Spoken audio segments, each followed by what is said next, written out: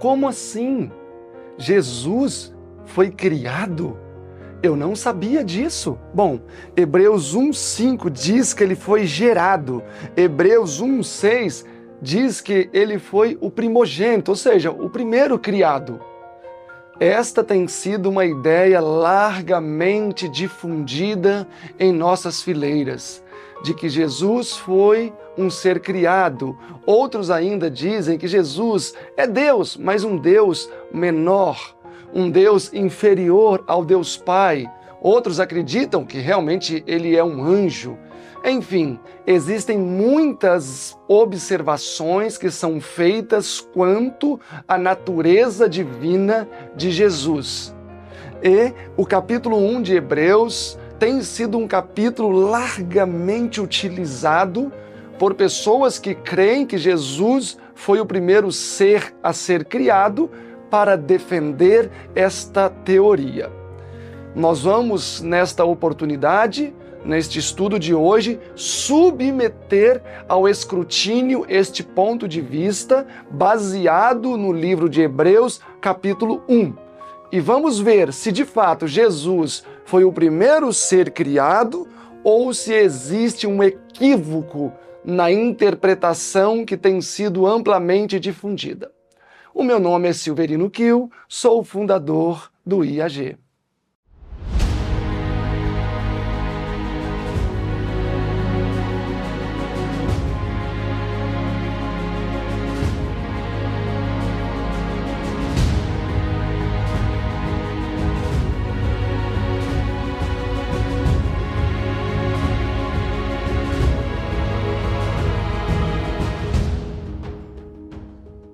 Bom, pessoal, dando continuidade à nossa análise do livro de Hebreus, hoje nós vamos avançar para o capítulo 1.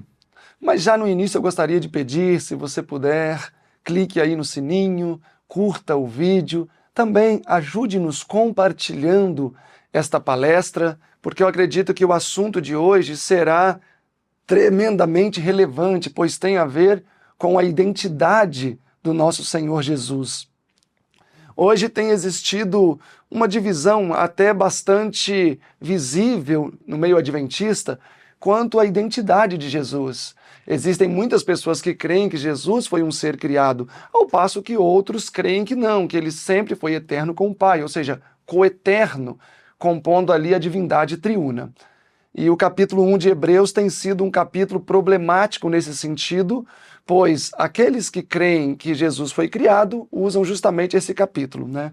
Outro ponto que é importante mencionar é que o capítulo 1 e o capítulo 2 formam a mesma base de análise, ou seja, um não deve ser estudado sem o apoio do outro. No primeiro, Jesus é descrito superior aos anjos, igual a Deus. No segundo, Jesus é descrito inferior aos anjos, igual aos homens, despindo-se da divindade para vestir-se da humanidade. No capítulo 1, Paulo apresenta quem Jesus era por natureza, a sua divindade. No capítulo 2, Paulo apresenta quem Jesus tornou-se por escolha voluntária. Nós vamos analisar este capítulo e o que vale já dizer, já na entrada, é que eu acredito que Paulo entendia muito bem a problemática que permeava este assunto. E por isso que Paulo fez o quê? Ele praticamente parafraseou o capítulo 1 de Hebreus, fez como se fosse uma coletânea de textos dos Salmos. E para facilitar a sua compreensão, eu quero até, antes de começar a estudar o capítulo, eu só vou fazer menção ao versículo aqui da Bíblia e de onde Paulo extraiu. Mas vale dizer que dos 14 versículos do capítulo 1, 11 versículos são citações dos Salmos e 3 versículos são citações indiretas de outras partes das Escrituras. Ou seja, 90% do conteúdo do capítulo 1 de Hebreus é uma compilação do Antigo Testamento. Isso é muito importante. Nenhum profeta é soberbo. Nenhum profeta de Deus ele é arrogante. Paulo entendia que o assunto da natureza divina de Jesus era um tema sublime e demasiado importante. Assim como Jesus foi renegado, rejeitado, Paulo também foi. Tanto que nós vimos na primeira palestra, os próprios judeus sempre queriam destruí-lo. Então o que ele fez no capítulo 1 foi pensar textos do Antigo Testamento, especialmente dos Salmos, e montar esta pequena coletânea de textos que, na sua grande maioria, endossam a natureza divina de Jesus. Ok? Então vamos lá. Eu vou olhar aqui, ó. Hebreus 1, verso 2, é uma extração de Salmo 2:8 e Salmo 102:25. Hebreus 1:3, Salmo 110:1. Hebreus 1:5, Salmo 2:7 e Salmo 16:10. Hebreus 1:7, Salmo 104:4. Hebreus 1:8, Salmo 45:6. Hebreus 1:9, Salmo 45:7. Hebreus 1:10, Salmo 102, 25 a 27. Hebreus 1:11, Salmo 102, 25. Hebreus 1:12, Salmo 102, 27. Hebreus 1:13, Salmo 117, 1. Hebreus 1:14, Salmo 103, 20 e 21. Hebreus 1:1, Números 12, 6, uma citação indireta. Hebreus 1:5, 2 Samuel 7:14, citação indireta. E Hebreus 1:9, Isaías 61, 1-3, uma citação direta. Então Paulo, na verdade, fez uma compilação mostrando que ele entendia o desafio do assunto e quis deixar que as autoridades do Antigo Testamento falassem, como está no capítulo 1, verso 1. Havendo Deus antigamente falado muitas vezes e de muitas maneiras pelos pais e pelos profetas, então justamente no capítulo 1 nós temos a palavra dos profetas. A nós falou nesses últimos dias pelo Filho. Ok? O capítulo 1 de Hebreus, verso 1, diz que Deus falava de muitas maneiras e muitas vezes pelos pais e pelos profetas. Números 12, 6, ali é dito que Deus falava com os profetas por visões e sonhos. Amós 3,7 diz que Deus não faria nada sem antes revelar isso para os seus profetas, os seus servos. Jeremias 26, 1 e 2 e o capítulo 7, verso 1, diz: a palavra do Senhor veio ao profeta Jeremias. Então, Deus falava diretamente com estes homens santos e inspirados que compõem a Bíblia Sagrada. E entre estes homens santos existia uma troca, porque em muitos momentos um profeta fazia citação de outro profeta. Por exemplo, Jeremias, ele faz citações diretas de Miqueias. Por isso disse o profeta Miqueias, e cita a profecia de Miqueias. No caso do Novo Testamento, existe uma enxurrada de textos do Antigo Testamento. Eu não sei o percentual, não pesquisei esse dado, mas uma quantidade bastante abundante, um percentual bastante expressivo do Novo Testamento são registros pensados do Antigo Testamento. Em uns livros, mais que outros. Por exemplo, Atos dos Apóstolos. Existem muitos conteúdos de Atos dos Apóstolos, o livro aqui na Bíblia, do Antigo Testamento. Por exemplo, o capítulo 2 tem muitas citações, o capítulo 15, o capítulo 7, o capítulo 13, entre outros capítulos que são basicamente sermões temáticos sendo pronunciados ali, ou por Estevão, ou por Pedro, ou por Paulo, que permeiam toda a estrutura do Antigo Testamento. Bom, outro detalhe que eu gostaria de salientar para vocês, aqui ainda no verso 1, não seria sobre as palavras de Jesus, porque nos últimos dias nos falou pelo Filho, mas eu queria ainda falar sobre a palavra de Deus.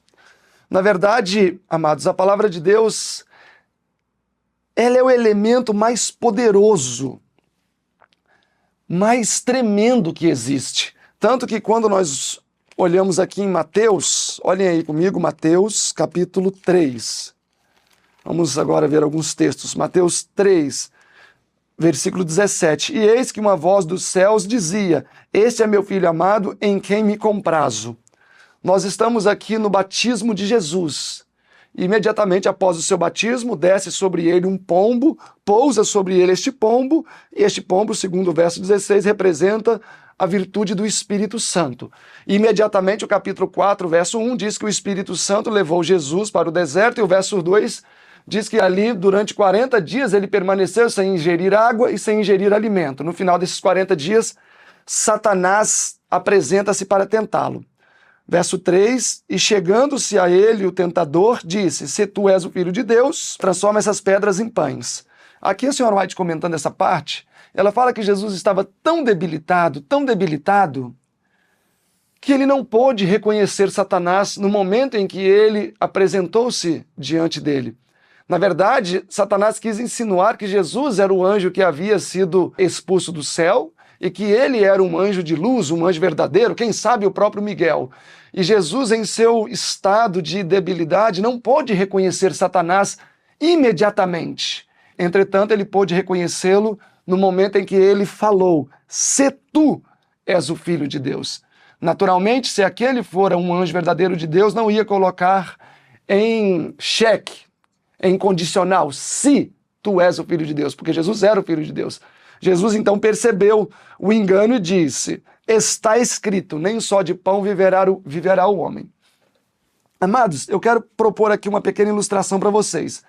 Imaginemos aqui um vaso de água fria, um vaso de água morna e um vaso de água bem quente. E aí eu vou pegar minha mão direita, imergi-la na água quente, o máximo que a minha pele pode suportar, e imergir a minha outra mão na água fria, muito gelada, com gelo. E vou permanecer ali por 1 minuto. O meu corpo vai se acostumar com as temperaturas. A hora que eu remover as minhas mãos e colocá-las dentro da água morna, a mão que estava na água quente vai sentir como se aquela água fosse fria. A mão esquerda que estava na água fria, esta água morna vai parecer como se estivesse muito quente. Por quê? Porque vai ser a minha percepção sensorial. Entretanto, a água morna não é nem água quente nem água fria, ela é morna. Ou seja, os meus sentidos não estão sendo verdadeiros comigo, ainda que a sensação sensorial seja real. Porque a sensação de água fria na mão direita vai ser real. A sensação de água quente na mão esquerda vai ser real. Ou seja, o sentido tátil, ele vai existir. Entretanto, mesmo aquilo que os meus sentidos sentem, não expressa ou não é evidência que estão expressando a realidade dos fatos. Então, perceba uma coisa, Jesus poderia ter falado para Satanás, olha, você está dizendo que eu não sou filho de Deus? Mas olha, há 40 dias atrás eu estava ali, João Batista me batizou e eu ouvi a voz de Deus dizendo que eu era o filho dele, que ele me amava, eu ouvi a voz de Deus.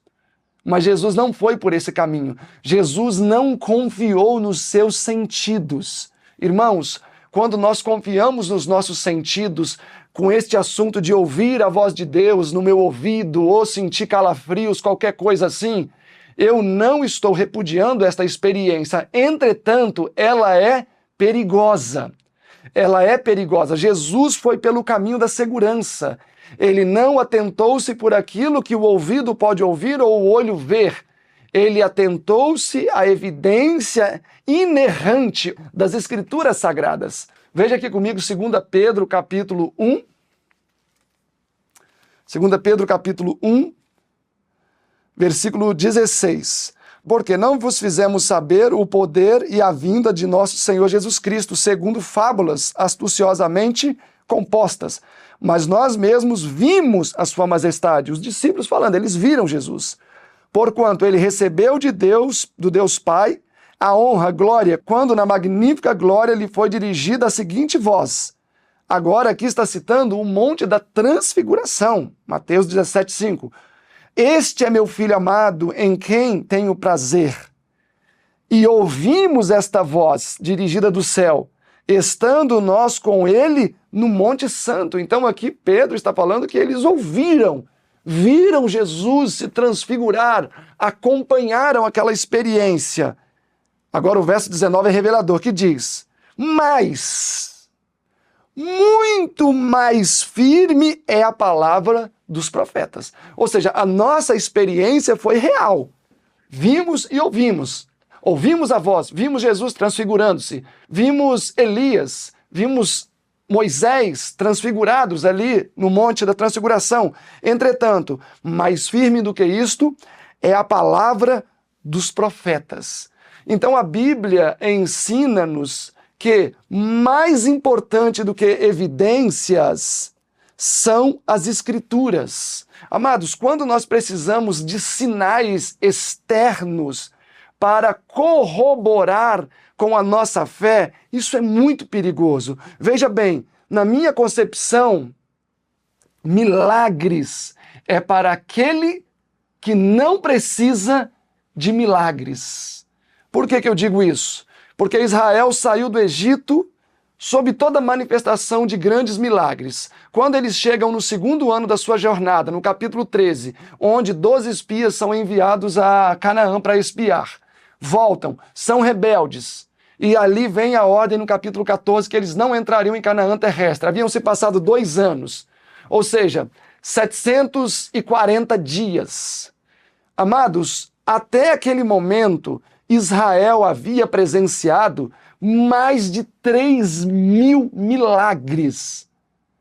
Exatamente, talvez você está pensando, não, Silverino, mas foram as 10 pragas, foi a água transformada em água doce, não foi mais de 3.000 milagres, foi sim, porque foram 2 anos em que o maná caiu todos os dias, foram 2 anos em que uma coluna de nuvem durante o dia protegia do sol, uma coluna de nuvem sobrenatural, uma coluna de fogo à noite, foram 2 anos que eles caminharam sem ter os seus sapatos e roupas desgastados, entre outros milagres. Então foi um período de 2 anos e mais de 3.000 milagres.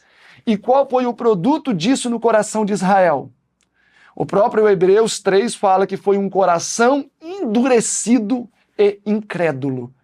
Então as pessoas que dependem de sinais para a manutenção da sua fé, na verdade, são pessoas que estão caminhando para um terrível endurecimento do seu coração. Se nós formos olhar nas Escrituras, o próprio Jesus falou, olha, eu não vos darei sinal. Está registrado já no Antigo Testamento. Olha, Jonas, é o sinal que eu dou. Então, amados, eu sei que muitas vezes temos esse grande desejo de vermos sinais, evidências e tudo isso, mas mais importante que sinais são as evidências do poder operante de Deus nas Escrituras Sagradas. E eu penso que é uma plataforma mais segura estarmos nesta, a Santa Bíblia. Vamos avançar a nossa análise, vamos voltar lá para Hebreus capítulo 1. Hebreus capítulo 1, já avaliamos então o versículo 1. Pessoal, é claro que eu não vou conseguir esgotar tudo que se poderia esgotar de cada versículo, porque senão isso seria um tempo demasiado longo e aí vocês nem iriam, talvez, apreciar tanta série. Então, eu vou lançar os pontos mais evidentes dos textos e vocês avançam depois aprofundando no estudo. Versículo 2 diz, a quem constituiu herdeiro de todas as coisas, por quem fez também os mundos. Ou aqui está o mundo, mas Hebreus 11:3 fala que pela fé os mundos, a partir do nada, foram criados. Então, Jesus foi constituído herdeiro de tudo. O manuscrito 57.1907 diz, com esta linguagem se apresenta a onipotência do Senhor Jesus. É apresentado ao estudante da Bíblia como o criador do mundo e foi seu legítimo governante. João 1:3 diz, todas as coisas foram feitas por ele, e sem ele, nada do que foi feito se fez. Ou seja, Jesus sem matéria deu origem à matéria. E isto é algo de Deuteronômio 28:28. Ou seja, é impossível o homem compreender isto. Colossenses 1:16-17 diz, porque nele foram criadas todas as coisas que há nos céus e na terra, visíveis e invisíveis, sejam tronos, sejam dominações, sejam principados, sejam potestades. Tudo foi criado por ele, tudo foi criado para ele. e ele é antes de todas as coisas, e todas as coisas vieram à existência por meio dele. Então já podemos perceber que Paulo está endossando a pré-existência de Jesus. Agora, Salmo 33, 6 e 9, falando como foi que Jesus criou as coisas. Pela palavra do Senhor foram feitos os céus e todo o exército deles pelo Espírito de sua boca, porque falou e foi feito, mandou e logo apareceu. Ou seja, a palavra de Jesus é criadora. Esta ideia vem do Salmo capítulo 2, verso 8 e do Salmo 102, versículo 25. Então Jesus é o criador de todas as coisas. Versículo 3 agora.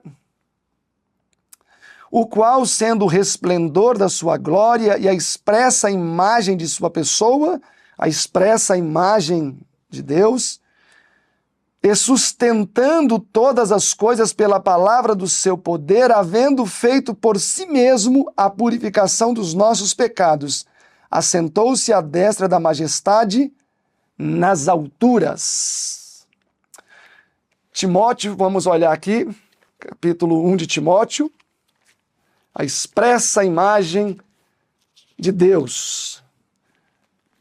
Capítulo 1, versículo 17. Ora, ao Rei dos séculos, imortal, invisível, ao Deus único, sábio, seja dada toda a honra, toda a glória, para todos sempre. Amém. Ok, esse texto diz que Deus é invisível. Agora, por que ele é invisível? O mesmo livro de Timóteo, capítulo 6, verso 16, diz: aquele que ele só tem a imortalidade e habita em luz inacessível. Por que Deus é invisível? Porque ele habita em luz inacessível. Eu quero ler para vocês 3 textos aqui do Primeiros Escritos. O primeiro está em Primeiros Escritos, página 149. Por quê? Porque, na verdade, amados, Deus não é invisível somente para o homem. Ninguém pode ver a Deus, nem mesmo os anjos que estão no céu. Deus é circundado por uma penumbra de glória indescritível, uma luz insondável, impenetrável. E só Jesus podia penetrar nesta reclusão de luz. E daí veio a origem do grande conflito. Satanás ficou com inveja deste privilégio que Jesus tinha e teve ciúmes. Mas Primeiros Escritos, página 149, diz: logo eu o vi aproximar-se da luz, Jesus, né? Extraordinariamente brilhante que cercava o Pai. Então Jesus aproxima-se da luz que cercava o Pai. Disse meu anjo assistente, ele está em conversa íntima com o Pai. A ansiedade dos anjos parecia ser intensa, enquanto Jesus se comunicava com seu Pai. 3 vezes foi encerrado pela luz gloriosa que havia em redor do Pai, e na 3ª vez ele veio de seu Pai e podia-se ver a sua pessoa. Então, quando Jesus aproximou-se do Pai, esta luz envolveu Jesus, e não podia ver Jesus e nem o Pai mais. Esta mesma ideia é repetida na página 126. E vi aproximar-se da inescindível luz que envolvia o Pai. 3 vezes ele foi envolvido pela glória que circunda o Pai. E a 3ª vez ele veio do Pai e pudemos ver a sua pessoa. Agora a página 92, fecharemos com essa página, diz assim: na página 55 afirmei que uma nuvem de gloriosa luz cobria o Pai e que sua pessoa não podia ser vista. Afirmei também que vi o Pai erguer-se do trono. O Pai estava envolto num corpo de luz e glória, de maneira que sua pessoa não podia ser vista. Todavia, eu vi que era o Pai, e que de sua pessoa emanava essa luz e glória. Quando vi este corpo de luz e glória erguer-se do trono, sabia que era o Pai que se movia, portanto disse, vi o Pai erguer-se. A glória ou a excelência de sua forma eu nunca vi. Ninguém pode contemplá-la e viver. Entretanto, o corpo de luz e glória que envolvia sua pessoa pode ser vista. Então, quando as pessoas olham, ou os anjos, ou os seres olham para Deus, vão ver uma grande luz. Entretanto, não podem discernir a forma de Deus ou a sua face dentro daquela luz. Por isso que Colossenses 1,15 diz, o qual, se referindo a Jesus, é a imagem do Deus invisível. Então Deus é invisível, Jesus é a extensão visível deste Deus. João 1,18 diz, Deus nunca foi visto por alguém, o Filho unigênito que está no seio do Pai, este o revelou. João 14, 9 e 10, Jesus disse, quem vê a mim, vê ao Pai. Não crês tu que eu estou no Pai e que o Pai está em mim? As palavras que eu digo, não as digo de mim mesmo, mas o Pai que está em mim é quem fez as obras. João 10,30 diz, eu e o Pai somos um. João 10,38 diz, o Pai está em mim e eu estou nele. Jesus e o Pai estão juntos. 2 Coríntios, capítulo 4, verso 4 e verso 6 diz, nos quais o Deus deste século cegou o entendimento dos incrédulos, para que lhe não os resplandeça a luz do Evangelho na glória de Cristo, que é a imagem de Deus. Porque Deus, que disse que das trevas resplandece a luz, é quem resplandece em nossos corações, para a iluminação do conhecimento da glória de Deus na face do Senhor Jesus. Então, o Pai e o Filho são um. Deus é coeterno, Jesus também é coeterno. Vamos lá para o versículo 4 agora, capítulo 1, verso 4. Feito tanto mais excelente do que os anjos, quanto herdou mais excelente nome do que eles. Interessante que aqui faz um contraste com Hebreus 2,7, que diz que ele foi feito um pouco menor do que os anjos. Entretanto, mesmo quando Jesus foi feito um pouco menor do que os anjos, ele foi o salvador da raça humana. Portanto, ainda que em natureza fosse menor do que os anjos, não era em essência, pois o papel que Jesus deveria desempenhar como salvador da humanidade excederia e muito a obra de assistência que os anjos têm feito ao nosso favor. O manuscrito 57 de 1907 diz assim, o primeiro capítulo de Hebreus contrasta a posição dos anjos com a posição de Cristo. Deus pronunciou palavras acerca de Cristo que não devem ser aplicadas aos anjos. Eles são enviados para servir aqueles que serão herdeiros da salvação. Mas Cristo, como mediador, é o grande ministro da obra da redenção. Efésios 1, 21 a 23 diz que Jesus está acima de todo o principado e toda a potestade, tem todo o poder e domínio, e de todo o nome que se nomeia não só neste século, mas também no vindouro. E sujeitou todas as coisas aos seus pés, e sobre todas as coisas o constituiu como cabeça da igreja, que é o seu corpo, a plenitude, pleroma, daquele que se cumpre tudo em todos. Jesus não é líder de um panteão, ele é o supremo criador, ele é o pleroma de Deus encarnado. Filipenses 2, 9 a 11. Por isso também Deus o exaltou soberanamente e lhe deu um nome que é sobre todo nome, para que ao nome de Jesus se dobre todo o joelho dos que estão nos céus e na terra e embaixo da terra, e toda língua confesse que Jesus Cristo é o Senhor, para a glória de Deus. Ok? Então, Jesus sendo feito, nós vamos explorar um pouco mais essa ideia daqui a pouco. Verso 5, porque a qual dos anjos disse, jamais, ou seja, nunca foi dito, tu és meu filho, hoje te gerei. E outra vez, eu lhe serei por pai e ele me será por filho? É uma pergunta. Amados, aqui já começa a surgir algumas problemáticas e justamente isso é ampliado pelo verso seguinte, o verso 6, que fala de Jesus sendo primogênito. Mas é interessante perceber que, por exemplo, Mateus 1, 20 diz, e projetando ele isto, José, deixar Maria por causa dessa gravidez que ele não sabia a origem, eis que em sonho lhe apareceu um anjo do Senhor, dizendo: José, filho de Davi, não temas receber a Maria, tua mulher, porque o que nela está gerado é do Espírito Santo. Aparece a palavra gerado, né? Interessante que às vezes existe essa discussão sobre aborto, e justamente nesse momento em que o texto diz que Jesus foi gerado, havia se passado, segundo Lucas, capítulo 1, 12 semanas. Então, em 12 semanas, o texto diz que Jesus já havia sido gerado, estava em seu desenvolvimento embrionário. Entretanto, aqui em Hebreus 1:5 não está se referindo ao nascimento de Jesus.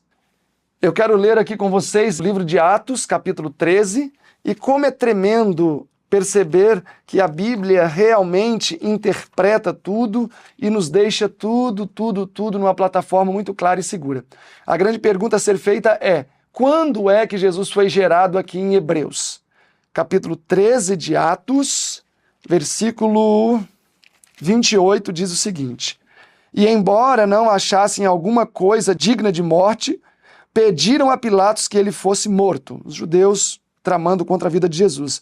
E havendo eles cumprido todas as coisas que dele estavam escritas, Antigo Testamento, tirando-o do madeiro, o puseram na sepultura. Mas Deus o ressuscitou dentre os mortos. E ele foi por muitos dias visto pelos que subiam com ele da Galiléia para Jerusalém, e são testemunhas para com o povo. E nós vos anunciamos que a promessa que foi feita aos pais, Deus cumpriu a nós, seus filhos, ressuscitando a Jesus. Aí agora cito o Salmo 2,7, que diz: como também está escrito no Salmo 2, meu filho és tu, hoje te gerei. E o verso 4, e que o ressuscitando dentre os mortos, aí segue a leitura. Então, na verdade, aqui quando a Bíblia fala em Hebreus capítulo 1, versículo 5, que Jesus foi gerado, refere-se à sua ressurreição dos mortos, e não ao nascimento de Jesus em algum momento no passado, por eras da eternidade. Simplesmente está falando que Jesus foi gerado, como o próprio Salmo 2, nós não vamos analisar o Salmo 2, na segunda palestra do capítulo 1, que vai ser dividido em duas, eu quero analisar o Salmo 110 com vocês. Eu gostaria de analisar todos os salmos que Paulo citou, porque, como vocês vão ver no Salmo 10, existe uma torrente de luz muito forte nestes salmos, de onde Paulo tirou estes enxertos de textos, tá? Então, o Salmo 2 mesmo é um salmo que vale a pena vocês avaliarem. Ali tem o nascimento, o ministério de Jesus aqui na terra, sua morte e ressurreição e o segmento do seu ministério no céu. Então, versículo 5, a gente fecha. Jesus sendo gerado, não no seu nascimento, mas na sua ressurreição. Versículo 6, Jesus agora vai ser citado como primogênito. E outra vez, quando introduz no mundo, o primogênito diz: e todos os anjos de Deus o adorem. Interessante que a palavra primogênito aqui carece de um pouco mais de compreensão. Apocalipse 1:5 diz assim: e da parte de Jesus Cristo, que é a fiel testemunha, o primogênito dentre os mortos. Amados, aqui em Hebreus capítulo 1, verso 6, apresenta Jesus como primogênito da criação, o mais importante, o mais especial entre os irmãos, como diz Hebreus 2:7. Aqui em Apocalipse 1:5, onde aparece a palavra primogênito, diz que ele é o primogênito dos mortos. Atos capítulo 26, verso 23 diz: isto é, que Cristo devia padecer, e sendo o primeiro da ressurreição dos mortos. 1 Coríntios 15:20. Mas de fato Cristo ressuscitou dentre os mortos e foi feito as primícias dos que dormem. E aqui em João 10, verso 17 e 18 diz: por isso o Pai me ama, porque dou a minha vida para tornar a tomá-la. Ninguém me tira de mim, mas eu de mim mesmo a dou e tenho poder para dar e poder para tornar a tomá-la. Desejado de todas as nações, 785 diz: quando foi ouvida no túmulo de Cristo a voz do poderoso anjo dizendo: teu Pai te chama. O Salvador saiu do sepulcro, pela vida que havia em si mesmo. Provou-se então a verdade de suas palavras. Dou a minha vida e tenho poder para tomá-la. Nesses textos que eu li para vocês, Jesus é apresentado como o primeiro dos mortos, o principal dos mortos, não como o primeiro, porque outros ressuscitaram antes dele, mas o mais especial. Então a palavra primogênito às vezes dá essa conotação. Não primogênito no sentido de ser o primeiro, mas primogênito no sentido de ser o mais importante. Por exemplo, Jesus é o primogênito da criação. Mas como que ele é o primogênito ou o primeiro a ser criado se ele criou todas as coisas? Logo, de toda a criação, ele é o mais importante. Colossenses 1,15 diz: o qual é a imagem invisível de Deus, o primogênito de toda a criação. Ou seja, o mais importante de toda a criação. João 1:3, no princípio era o Verbo, e o Verbo estava com Deus, e o Verbo era Deus, ele estava no princípio com Deus. Todas as coisas foram feitas por ele, por Jesus, e sem ele nada do que foi feito se fez. Aí Salmo 33, 6 e 9 repete a mesma ideia de que Jesus, por sua palavra, criou todas as coisas. Hebreus 1, aproveitando aqui até Hebreus 1 mesmo, verso 10 diz: e tu, Senhor, no princípio fundastes a terra, e os céus são obras de tuas mãos. Então, de toda a criação, Jesus não foi o primeiro a ser criado, ele foi o mais importante. Romanos 8:29, porque o que dantes conheceu também os predestinou para serem conforme a imagem do seu Filho, a fim de que ele seja o primogênito entre muitos irmãos. Hebreus 2:17, ou seja, Jesus não é o primeiro irmão a ser criado, dos irmãos, ele é o mais importante, Hebreus 2:17, por isso convinha que fosse semelhante aos irmãos, ou seja, de todos os irmãos, Jesus é o mais importante. Eu quero lançar aqui para estimular o nosso raciocínio outra ideia, Salmo capítulo 89, o versículo 3, 20 e 27 diz: fiz uma aliança com o meu escolhido e jurei ao meu servo Davi, achei a Davi, meu servo, com um santo óleo o ungi.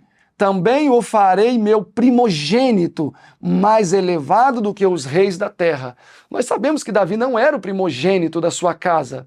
Na verdade, ele era o menor.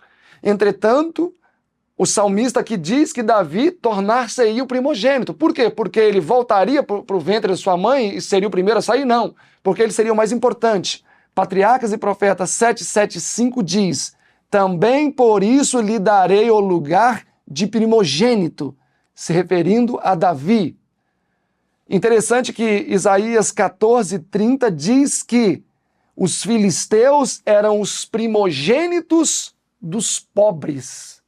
Então não é que eles eram os únicos pobres naqueles dias, mas eram os mais importantes, talvez os mais pobres, os pobres dos pobres, os primogênitos dos pobres. Então, quando a Bíblia apresenta a ideia de que Jesus é o primogênito da criação, o primogênito dos mortos, o primogênito da humanidade, ou o primogênito de toda a criação dos seres, não é que ele foi o primeiro a ser criado, mas é que ele é o mais importante da criação. Eu gostaria de ler para vocês aqui agora alguns textos da senhora White, fazendo referência à divindade de Jesus, que diz, Evangelismo 615, Cristo é o Filho de Deus pré-existente e existente por si mesmo. Falando de sua pré-existência, Cristo conduz a mente através dos séculos incontáveis. Afirma-nos que nunca houve tempo em que ele não estivesse em íntima comunhão com o eterno Deus. Aquele cuja voz os judeus estavam então ouvindo estivera com Deus como alguém que vivera sempre com ele. Ele era igual ao Deus infinito e onipotente. É o Filho eterno, existente por si mesmo. Eventos finais 615, 616. Diz o seguinte: o Verbo estava com Deus, o Verbo era Deus. Antes que os homens ou os anjos fossem criados, o Verbo estava com Deus e era Deus.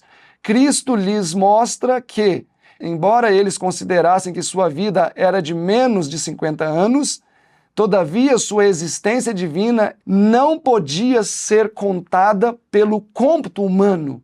É eterno. A vida de Cristo antes de sua encarnação não pode ser calculada por algarismos. Desejados de todas as nações, 530. Jesus declarou: eu sou a ressurreição e a vida. Em Cristo há vida original, não emprestada, não derivada. Quem tem o Filho tem a vida. A divindade de Cristo é a certeza da vida eterna para o crente. Mensagens Escolhidas, volume 1, 247. Aqui a senhora White citou João 1, 1 a 3. A palavra existiu como ser divino, a saber, o eterno Filho de Deus em união e unidade com o Pai. O Verbo estava com Deus, o Verbo era Deus. Sign of the Times, 28/5 de 1894, diz: há muitos que condenam a pré-existência de Cristo e, portanto, negam sua divindade, não o aceitam como Salvador pessoal, e isto é completa rejeição de Cristo. Ele era um com o Pai desde o princípio. Desejado de todas as nações, 469, 470. Último texto. O nome de Deus dado a Moisés para exprimir a ideia da presença eterna, o eu sou, fora reclamado como seu pelo Rabi da Galileia. Declarara-se aquele que tem existência própria, aquele que fora prometido a Israel, cujas saídas são desde os tempos antigos, desde a eternidade. Esses textos deixam claro que Jesus, de fato, não foi um ser criado, que tem vida original em si mesmo, que é coeterno com o Pai. Capítulo 1, versículo 7. Em verdade, quanto aos anjos, diz que faz dos seus anjos espíritos e dos seus ministros labaredas de fogo. Então esse texto é uma extração de Salmos 104, verso 4, onde se apresenta, na verdade, o ministério dos anjos, que naturalmente é inferior ao ministério de Jesus. Versículo 8 diz: mas do Filho diz, ó Deus, aqui é o Pai falando do Filho, ó Deus, e interessante que a palavra Deus aqui é Theos, a mesma palavra do capítulo 1, verso 1, que diz, havendo Deus, o Deus aqui é Theos, quando você vai para o capítulo 1, verso 8, onde diz Deus, ó Deus, é Theos também. Então aqui Deus está chamando Jesus de Deus, assim como no versículo 10, e tu, Senhor, Deus chamando Jesus de Senhor. Mas do Filho diz, ó Deus, o teu trono subsiste pelos séculos dos séculos, cetro de equidade é o cetro do seu reino. Ok? Esse versículo 8 é uma extração de Salmo 45, 6 e 7. É a mesma coisa, falando sobre a pré-existência de Jesus. E Deus chamando, na verdade, Jesus também de Deus. Olhem aí comigo Isaías capítulo 44, eu quero ler com vocês. Isaías 44. Nós vamos ver que isso aparece também no Antigo Testamento. Versículo 6. Diz assim, assim diz o Senhor, Rei de Israel, e o seu Redentor, o Senhor dos exércitos. Então aqui Deus, o Senhor, chama Jesus também de Senhor. Em Miqueias capítulo 5, olhem comigo aí, Miqueias 5,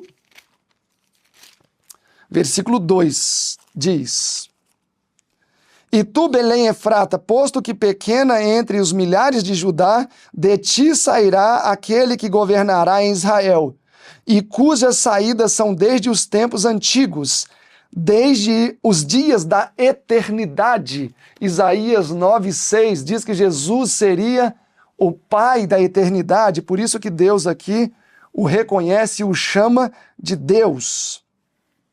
E o versículo 9 do capítulo 1 diz, amaste a justiça e odiaste a iniquidade. Por isso Deus, o teu Deus, te ungiu com óleo de alegria mais do que os seus companheiros. Aqui é uma citação de Isaías 61, verso 1 a 3, e também uma citação do Salmo. Agora a pergunta é, quem são os companheiros aqui que receberam uma unção menor que Jesus? Nós sabemos que foram os discípulos. E eu gostaria de ler com vocês aqui sobre a unção de Jesus, Atos 10, 38.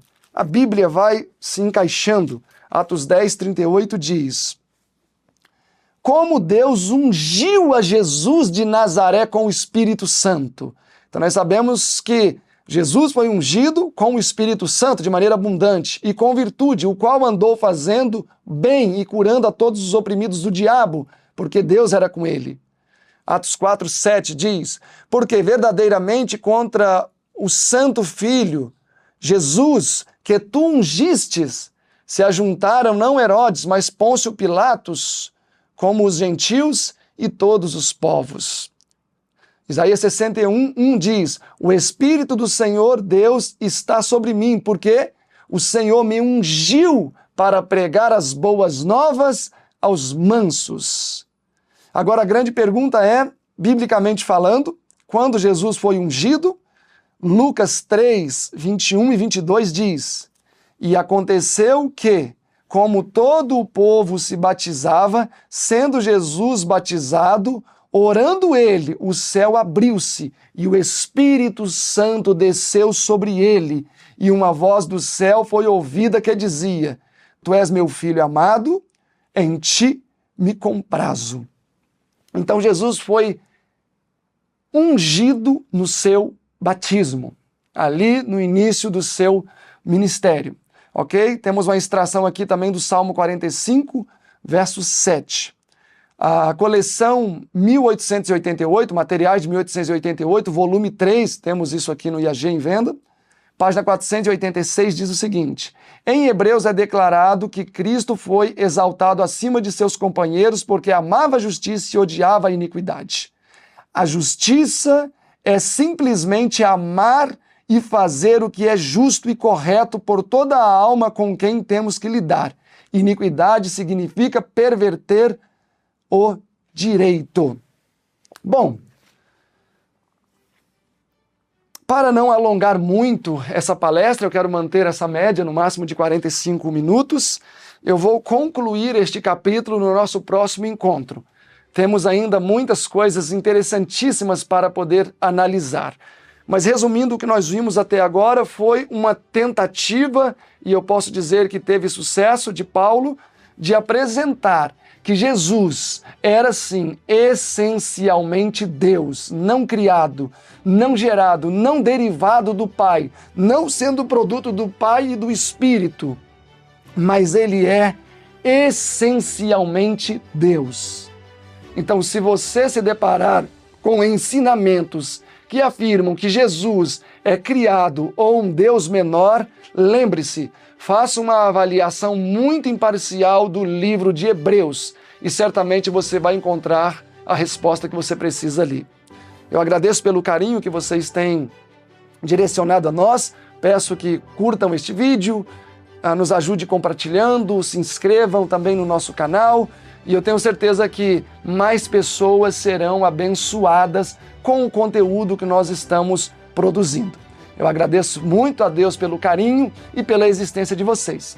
Até o nosso próximo encontro. IAG, juntos avançaremos.